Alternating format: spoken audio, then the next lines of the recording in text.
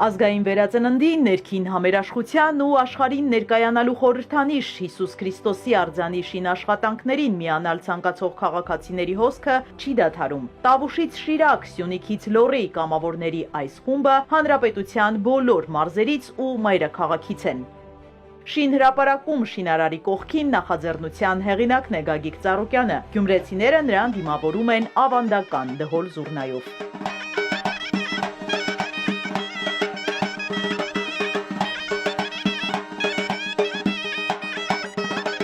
Քաղաքացիները եկել են մասնակցելու այս պատմական իրադարձությանն ու իրենց խորհրդանշական ներդրումն ունենալու այս գրանդիոզ նախագծին։ Գագիկ Ծառուկյանն ավելի վաղ հանձնարարել էր մեխանիզմներ մշակել, որպեսզի յուրաքանչյուր հայ աշխարհի ցանկացած ծայրից երկրին բարին կամեցող ցանկացած մարդ կարողանա մի ծառ տնկել, մի դույլ հող բերել, մի քար դնել հատիս լեռան գագաթին։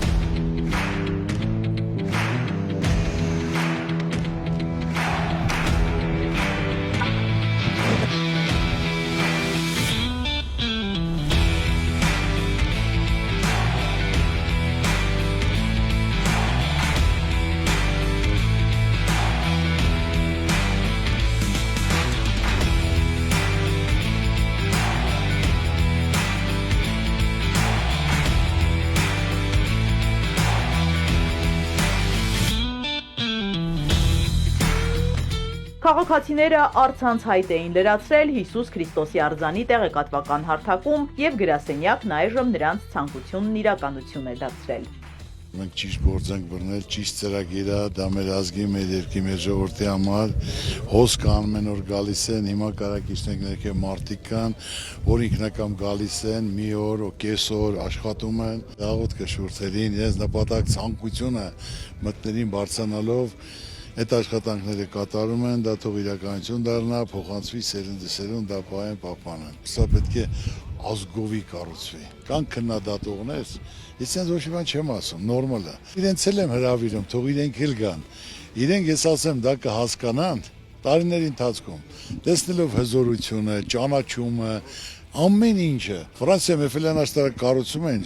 ֆրանսիացիները 85%-ը դեմ էին դրան։ Բայց այսօր տարեկան 50 միլիոն տուրիստ գնում միայն Էֆելյան աշտարակի համար։ Այնպես որ սա պատմական գործ են կատարում ազգովի։ Եվ անպայման դա աստված որ 50 միլիոն էլ Հայաստանում տուրիստ գա, տեսնի, ազգին ճանաչի, ինչ քաղցր, հյուրասեր ժողովուրդ են, թող աստված պահպան լինի, մեզ, մեր երկրին, մեր ժողովրդին։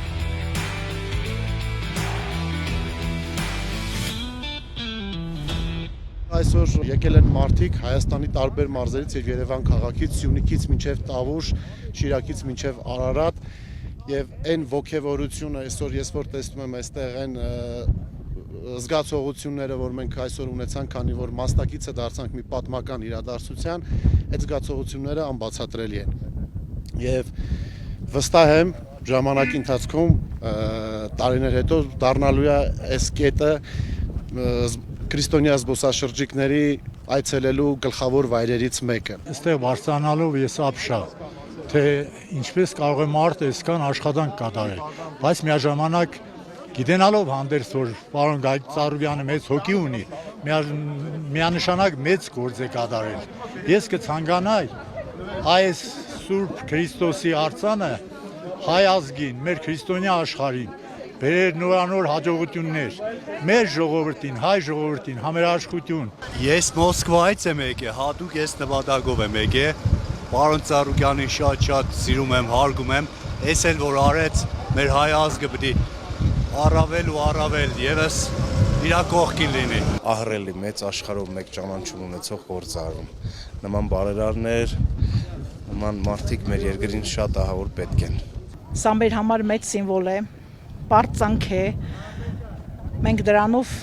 հպարտանալու ենք ամբողջ կյանքում այս sense հավաստագրերը որ մեզ մոտ է մեր թորնիկները հպարտանալու են որ մեր տատիկը մասնակցել է սրա հիմնակարի մի փոքրիկ ինչ որ լումայով տարածաշրջանում մեծ աշխատատեղ է բացվելու իօգուտ մեր ժողովրդին ուրեմն պարոն Ծառուկյանը այնքան հայրենասեր մարդ է այնքան ժողովրդասեր մարդ է որ կարողանում է ինչ որ ներդրումներ կատարում է հենց հանրապետության մեջ Այս մեջ շինությունը ամբողջ աշխարհում եք ճանաչել են տալիս մեր հայ ժողովրդին, մեր հայոց պետականությունը սրանով բացարձակ արդեն ամբողջ աշխարհով մեկ կճանաչեն։ Շինհրապարակում նաև հայրենական մեծ պատերազմի 80-ամյակին նվիրված հաղթանակի ժամանակը հաղորդաշարի ստեղծագործական խումբն է։ Հեռուստանախագիծը ներկայացնում էր համաշխարհային պատերազմի վավերագրությունը, հաղթանակ կերտած վետերանների կյանքն ու հայորդիների սխրագործությունները։ Համաշխարհային պատմությունը ճշգրիտ ու նոր դիտանկյունից ներկայացրած այս նախագծի հեղինակները հատիսի բարձունքում մասնակիցն են դառնում նոր պատմական իրադարձության, որը կերտվում է մեր օրերում։ Հաղթանակի ժամանակը հաղորդումը ամփոփում էր իր մեջ անցյալի հաղթանակների վերհուշը եւ այսօր մենք ականատես ենք դառնում մի գործընթացի, որը մեր ներկայի ու ապագայի հաղթանակներն է խորհրդանշելու, դառնալու է ազգային համերաշխության,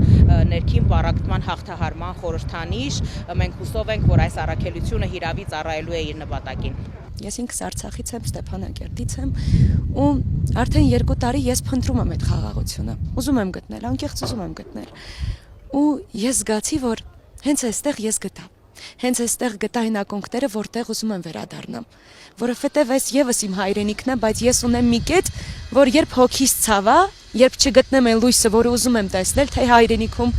թե իմ կյանքում, ես կգամ այստեղ ու այդ լույսը կգա իմ կյանք։ Հաղթանակի ժամանակահաղորդման շրջանակում մենք ներկայացրել ենք մեր պատմությունը։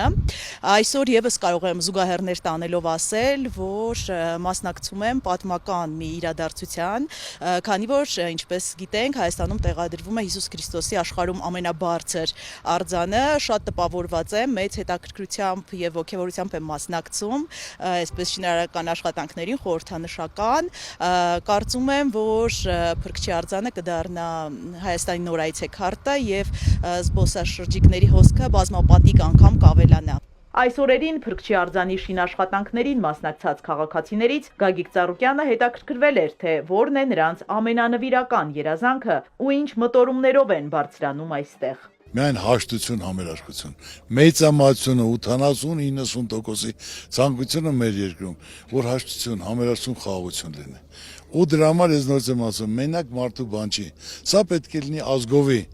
Մենք մի ազգ ենք, որը պետք է կարողանանք համախմբվել, հասկանալ, գնահատել։ Մեկը մյուսի վրա ցեղ չշպրտի, ոնց որ այսօր դա սովորույթ է դառել, այլ ինչ կարաս արա քո ազգի համար, քո երկրի, քո ժողովրդի, քո տարածքի համար։ Ու բոլորն էլ կգնահատեն, դա կհասկանան։ Լսածի մասին տեսնելուց հետո Հայաստանի ամենամոտ ու հեռավոր անկյուններից հատիսի գագաթ հասած քաղաքացիները հեռանում են լավատեսությամբ, մեծ հույսով, որ Ծառուկյան ընտանիքի այս նախաձեռնությունը կմիավորի աշխարհասփյուր հայերին ու մեր երկիրն ավելի ճանաչելի կդարձնի ամբողջ աշխարհում։